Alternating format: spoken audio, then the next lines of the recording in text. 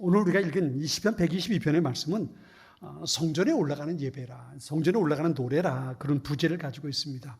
이스라엘 사람들이, 유대인들이 예루살렘 성전에 1년에 3번씩 올라가서 절기를 지킵니다. 그 절기를 지키기 위해서 예루살렘에 올라갈 때에 그때 불렀던 노래 가운데 하나가 바로 이 시편 122편의 내용입니다. 어떻게 보면 이 122편의 말씀이 50주년을 맞는 우리가 주님 앞에 드려야 할 신앙 고백이 담겨 있다 싶은 생각이 듭니다. 이 말씀을 가지고 오늘 함께 은혜를 나누고자 합니다. 한마디로 말하면 오늘 감사와 축복의 자리에서 우리가 주님 앞에 드릴 신앙 고백이 바로 이 시편 122편의 고백이라고 말할 수 있습니다.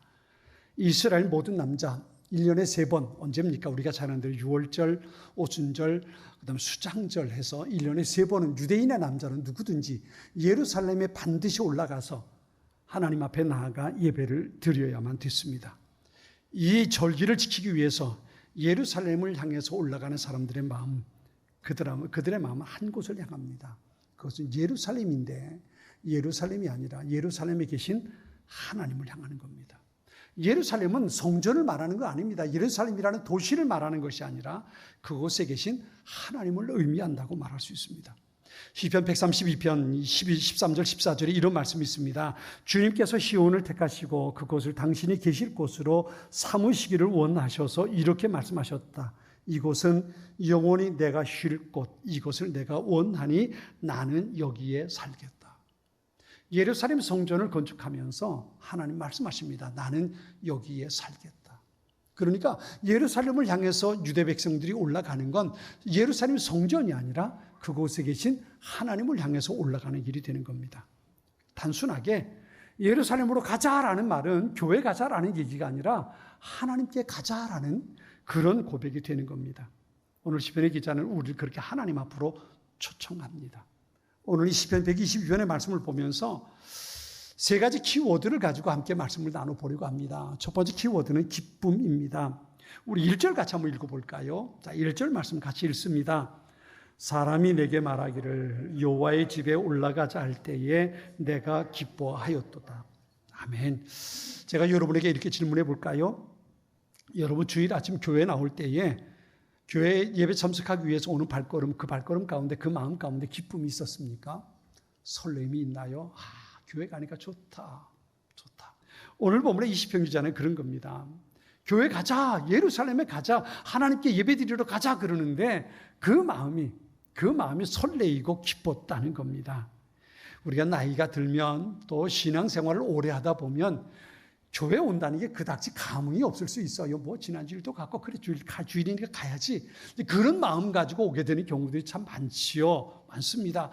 그런데요, 예배 자리 나온다는 건 어떤 의미가 있을까요? 직장생활도 가정에서 하는 일들도 이 모든 걸 어떻게 보면 해야 되니까 하는 거예요. 해야 되니까 하는 거예요. 직장생활 해야.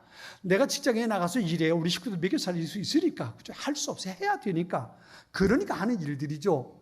그런데요, 하나님 앞에 드리는 예배는 해야 하니까 하는 것이 아니라 기뻐서 좋아서 하는 것이 돼야 된다는 겁니다. 오늘 시편에 나오는 유대인들의 이 배경을 한번 생각해 볼까요? 유대인들이 1년에 3번 절기 때마다 예루살렘에 올라와서 예배를 드린다 그랬어요. 그런데요, 여러분 이게 단순하게 우리가 지금 예배 드리는 거라고 생각하면 이건 큰 착각입니다. 그들 전국에 흩어져 있던 유대인들입니다. 더군다나 우리처럼 뭐 차를 타고 오는 것도 아니고요. 다 걸어서 그리고 예루살렘을 오는데 우리 복음서에 보면 예수님께서 처음에 예루살렘에 왔다가 아버지 요셉과 마리아, 어머니 마리아가 아들 예수를 잃어버리고 그냥 집에 가다가 3일 만에 다시 돌아오는 이야기들이 있잖아요. 그러니까 전국에서 예루살렘으로 오는 길은 차를 타고 올 수 있는 그런 길이 아니에요. 걸어오니까 일주일이 걸릴 수도 있고 어떤 사람은 한 달이 걸려서 올 수 있는 그럴 수밖에 없는 길이에요. 근데 그 길을 가는 거예요. 일주일 걸려서 한 달 걸려서 예루살렘 성전에 가서 하나님 앞에 예배드리기 위해서 그리고 오는 겁니다. 근데 그것도 수월하잖아요. 일주일 한 달씩 걸리니까 뭐가 필요합니까? 돈이 필요하잖아요. 그동안 먹으면서 경비, 여관에도 들어가고 호텔 들어가고 그리고 와야 되니까 이런 경비도 들고요. 오는데 일주일이면 가는데도 일주일이잖아요. 더군다나 여기서 예루살렘에서 절기를 지키는 것도 하루가 아니라 일주일씩이에요. 그러니까 한 달가량 걸려서 와서 절기를 지키고 돌아가야 되니까 비용이 얼마나 들겠어요. 근데 그것뿐만 아니에요. 예수님께서 선한 사마리아인의 비유를 말씀하실 때에 예루살렘에서 여리고 가는 과정 속에서 강도 만난 사람 이야기를 하잖아요. 그런 일들이 비일비재했단 말이에요. 오랫동안 며칠씩 걸려서 예루살렘을 가다가 강도를 만나기도 하고 도둑을 만나기도 하고 목숨의 위협을 겪기도 하고 그런 일들이 늘 있었단 말이에요. 그것뿐만 아니죠.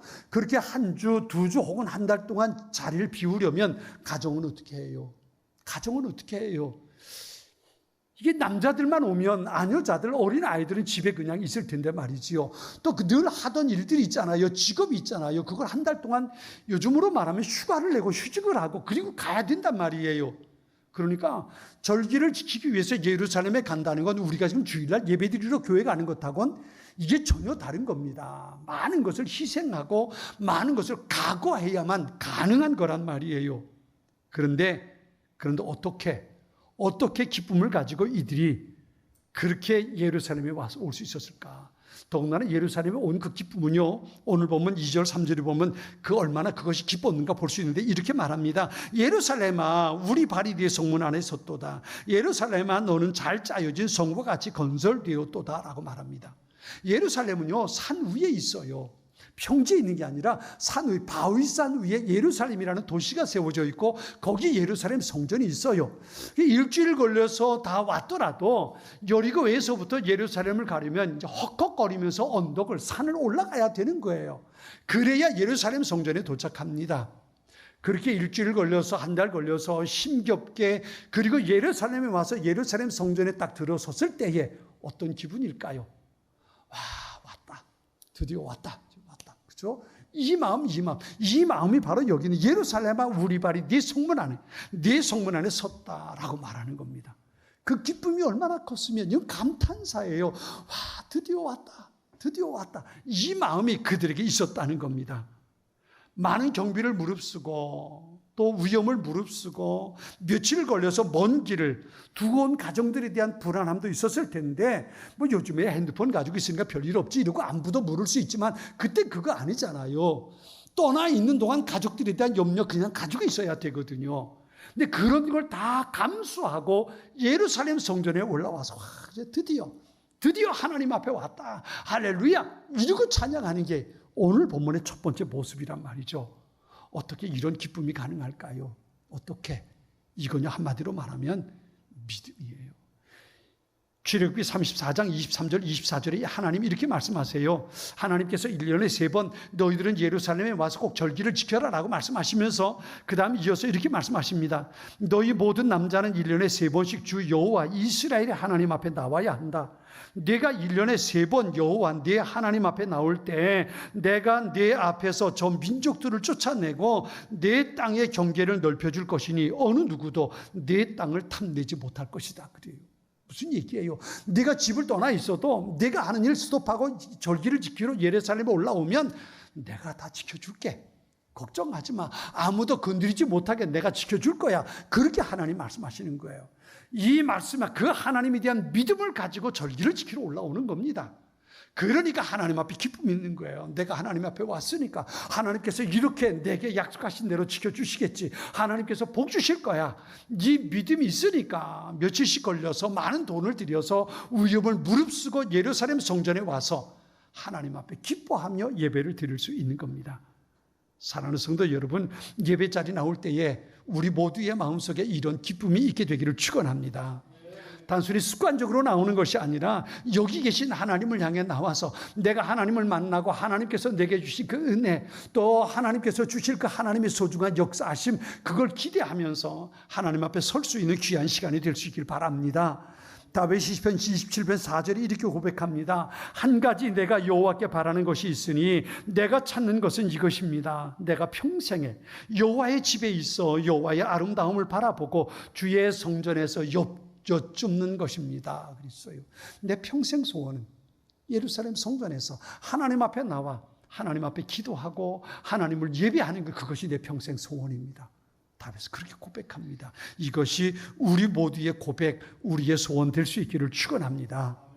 두 번째 키워드는요, 감사입니다. 오늘 보면 우리 4절 말씀 같이 읽어볼까요? 4절입니다. 같이 읽습니다. 지파들 곧 여호와의 지파들이 여호와의 이름에 감사하려고 이스라엘의 전례대로 그리로 올라가는도다. 아멘. 힘겹게 예루살렘 성전에 나오는 목적이 분명합니다. 그건 뭐냐면 감사입니다. 감사해요. 여호와의 지파들이 여호와의 이름에 감사하려고 이스라엘의 전례대로 그리로 올라간다 그랬어요. 무엇을 위해서요? 감사하기 위해서. 감사하기 위해서. 각기 다른 곳에서 다른 모습을 가지고 살던 사람들입니다. 전혀 알지 못하던 사람들입니다. 근데 그 사람들이 1년에 3번 예루살렘에 나와서 하나님 앞에 서는 이유는 바로 이겁니다. 그동안 지켜주신 하나님의 은혜 감사합니다. 하나님 앞에 감사드리기 위해서 온 지파 모든 이들이 함께 나왔다는 겁니다. 여러분 잊지 마세요. 감사는 기분 내킬 때 하는 선택사항이 아니라 하나님의 백성 성도라면 당연히 가지고 있어야 할 거룩한 습관입니다. 가나안 땅에 흩어져 살던 이스라엘 백성들 모두가 예루살렘을 향해 올라오는 이유는 한 가지입니다. 하나님 감사합니다. 이겁니다. 하나님 감사합니다. 우리로 하여금 가나안 땅을 차지하고 여기서 우리 가족들이 살게 인도해 주셨고 하나님께서 주신 은혜가 있어서 곡식에 씨앗을 뿌리고 그것을 거두고 살 수 있게 하시니 감사합니다. 감사합니다. 이것을 위해서 예루살렘 성전에 올라오는 거예요. 여러분 6월절은 어떤 날입니까? 6월절은 애굽에서 종살이하던 이스라엘을 하나님께서 해방시켜 주신 날입니다. 그 감사가 6월절에 있어요. 오순절은요 첫 번째 씨앗을 뿌려가지고 씨앗 뿌린 것을 첫 번째 수확했어요. 거둬들였어요. 그것을 가지고 하나님 앞에 감사하는 거예요. 수장절은요 포도 열매 수확을 거둬가지고 가을의 모든 가을 거지를 끝내고 나서 하나님 감사합니다라고 지키는 절기란 말이에요. 모든 절기는 하나님 앞에 드리는 감사의 예배가 되는 거예요. 여러분 잊지 마세요. 우리가 예배 자리 나올 때에 1번 예배 자리 나올 때 우리의 마음속에 가져야 할 첫 번째 소원은 하나님께서 오늘 어떤 은혜를 주실까 이게 아니에요. 물론 예배를 통해서 하나님의 은혜를 받는 것 중요한 일입니다. 하나님께서 예배를 통해서 우리에게 은혜 주십니다. 맞아요. 그렇죠? 예배를 통해서 하나님께서 주신 은혜가 분명히 있어요. 그런데 예배 드리는 첫 번째 이유, 첫 번째 목적이 하나님께서 내게 어떤 은혜를 주실까 이게 아니라는 거예요. 첫 번째 목적은 하나님 앞에 예배 자리하는 첫 번째 목적은 감사예요. 하나님께서 지난 한 주간 동안 내 삶을 인도해 주셔서니 감사하다. 그 마음을 가지고 먼저 하나님 앞에 감사하는 거예요. 그렇게 하나님 앞에 감사하다 보면 하나님께서 우리에게 복 주신단 말이에요. 시편 50편 23절 그래서 이렇게 말씀하세요. 감사의 제사를 드리는 사람은 내게 영광 돌리는 것이니 길을 곧게 닦는 사람에게 내가 내 구원을 보여주겠다. 그래요. 하나님 앞에 감사하며 예배 드리는 사람, 내가 그를 거저 돌려보내지 않겠다는 거예요. 감사의 바구니를 채워서 하나님 앞에 나와 예배 자리에서 감사의 바구니를 비워 주님 앞에 드릴 때 비워진 그 바구니에 하나님께서 은혜의 선물을 담아 주시겠다는 겁니다. 예배 자리 나와서 하나님 앞에 감사하고 하나님께서 주신 또 다른 은혜 채워서 돌아가는 우리 모든 성도들 될 수 있기를 축원합니다. 근데 일반적으로 감사는요, 뭔가 조건이 있어서 감사하게 되는 일들이 많죠. 아파서 병원에 입원했다가 퇴원하고 나서 감사하다 그러고 감사해요. 그죠? 감사해요. 혹은 어떤 어려움이 있어서 기도하다가 그 어려움의 문제가 해결되면 참 감사하다 그리고 감사해요. 지난번에 어느 아는 분이 목사님 제가 밥 사겠습니다 그래요. 그래서 무슨 좋은 일이 있나 보다 그래서 예 그렇죠. 밥 먹지요. 밥을 먹는데 무슨 좋은 일이 있는데요. 그랬더니 손주가 영어 유치원 들어가게 입학하게 됐대요. 영어 유치원. 이게 줄 서서 가는 데라네요. 줄 서서 가고 이게 참 힘들게 들어가는 데인데 거기 들어갈 수 있어서 고마워서 감사해서 밥을 사겠다고 기분 좋아서 밥을 사겠다고 그리고 밥 사겠다고 온 거예요. 그런데요. 그 다음에 만났는데 한 2달쯤 지나서 만났는데 이분이 하소연하는 거예요. 너무 비싸서 고민이에요. 너무 비싸서 고민이에요. 아니 비싸대요. 대학 등록금만큼 비싸대요. 고민하고 있더라고요. 여러분 세상에 많은 조건적인 감사는 이게 사라져 버리는 거예요. 아파서 입원했다가 병 나아서 감사하면 그렇다고 병원에 갈 일이 없어집니까? 또다시 병원 갈 일이 생기는 거예요. 문제 해결됐다고 감사하죠. 그러나 그 문제는 언젠가 또다시 반복될 수밖에 없는 거예요. 진정한 감사는요 어떤 거냐 하면 하나님으로 인해서 감사하는 거예요. 내게 뭔가 주신 것, 그 주신 것 때문에 감사하는 것이 아니라 그것을 주시는 하나님 앞에 감사하는 거예요. 이 감사가 변하지 않는 감사가 되는 겁니다. 뭔가 선물을 주셔서가 아니라, 그 선물 때문이 아니라 선물을 주신 하나님, 모든 것이 합력의 선을 이루어 가시는 그 하나님 때문에 감사하는 것, 그것이 바로 우리가 가지고 살아야 할 소중한 모습이란 말이에요. 주일 예배 자리에 나올 때 감사의 바구니를 채우려면 중요한 건 뭐냐 하면요, 토요일을 잘 지내야 한다는 거예요. 토요일을 분주하게 바쁘게 지내면 주일날 하나님 앞에 감사할 준비를 못해요. 토요일은 그런 시간을 가져야 됩니다. 지난 한 주간 하나님께서 어떻게 내게 어떤 은혜를 주셨을까?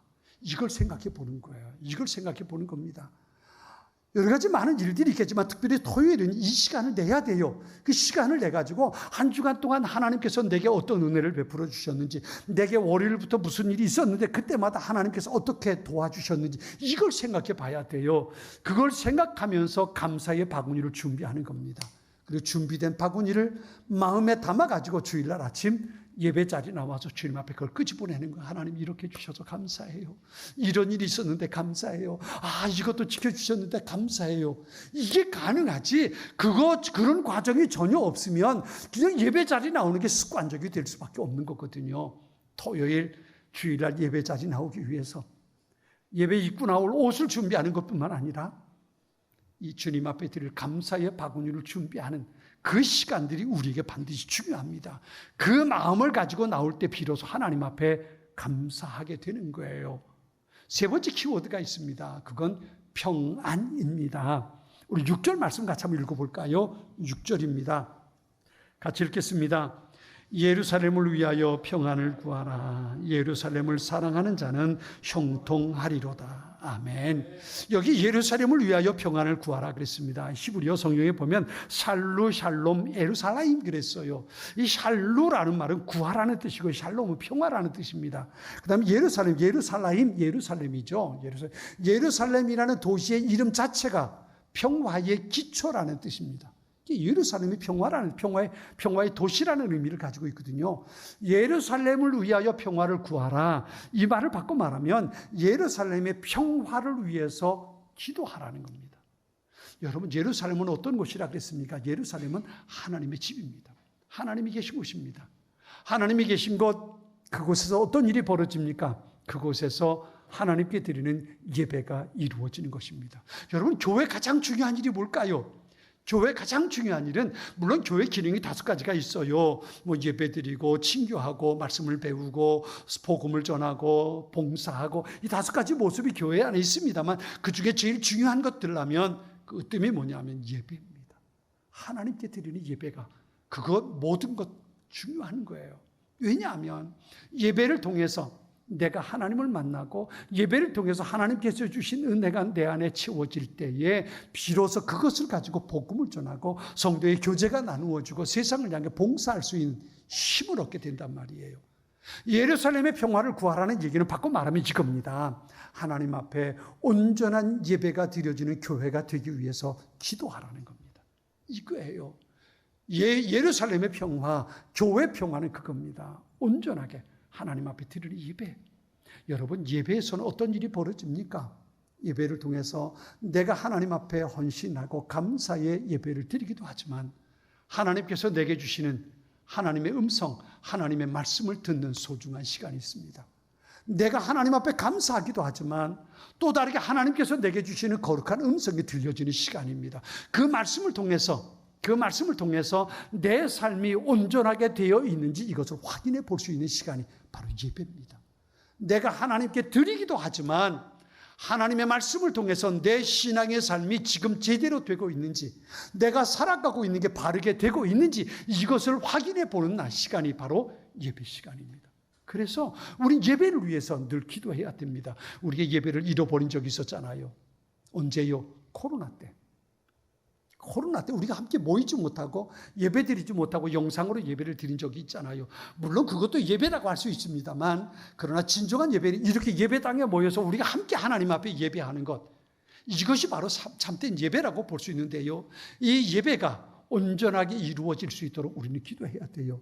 한번은 그때 코로나 때에 우리가 다 함께 나오지 못하는 몇 명 이상 모이지 말라고, 몇 평에는 몇 명까지만 모인다고 그래가지고 우리 예배당 평수를 따져보니까 한 10명 채 모이면 안 되겠더라고요. 그래서 이번에는 누가 나오고 다음 주에는 누가 나오고 이렇게 정해놨는데, 그걸 우리 할마씨들, 우리 나오지 말라는데 굳이 나와가지고 예배 자리에 참석을 해요. 왜요? 교회 나와서 예배 드리고 싶으니까. 교회 나와서 예배 드리고 싶으니까. 그저 와가지고 구청에서 와가지고 숫자 헤아리고 있는데 말이에요. 그러기도 했잖아요. 근데 그런데도 와서 예배 드리고 싶으니까 말이죠.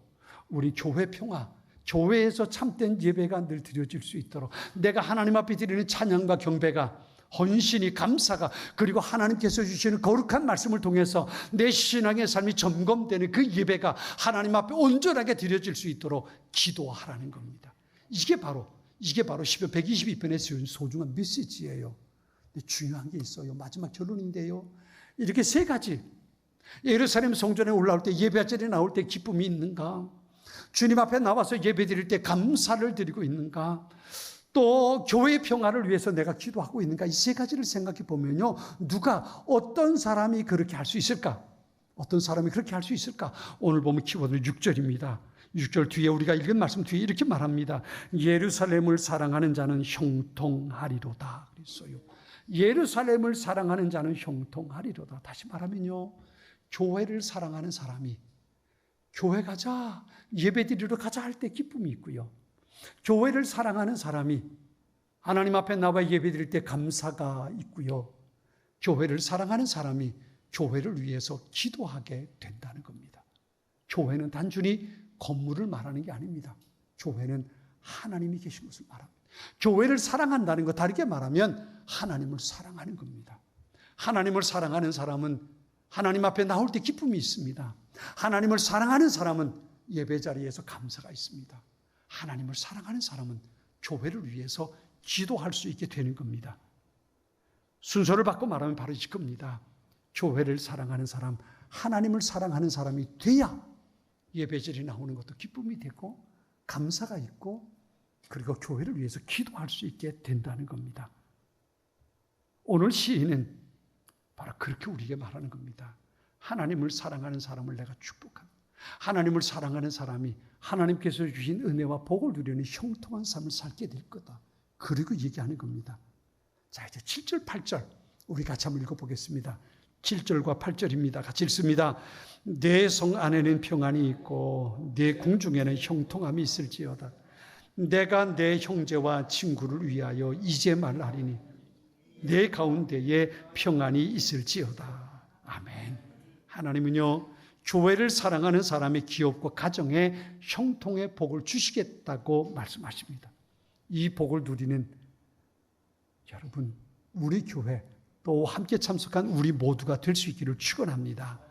예배하러 가자는 말이 기쁘고, 함께 예배드리는 자리에서 교우들과 함께 앉아 예배드릴 수 있음이 행복하고, 예배 자리에 있는 것만으로도 감격스럽고, 그렇게 교회를 위해 기도하고 싶은 마음, 그 마음은 어디에서 나올까요? 말씀드린 것처럼 하나님을 사랑하는 마음에서 흘러나오는 겁니다. 예배는 하나님 앞에 나아가는 시간입니다.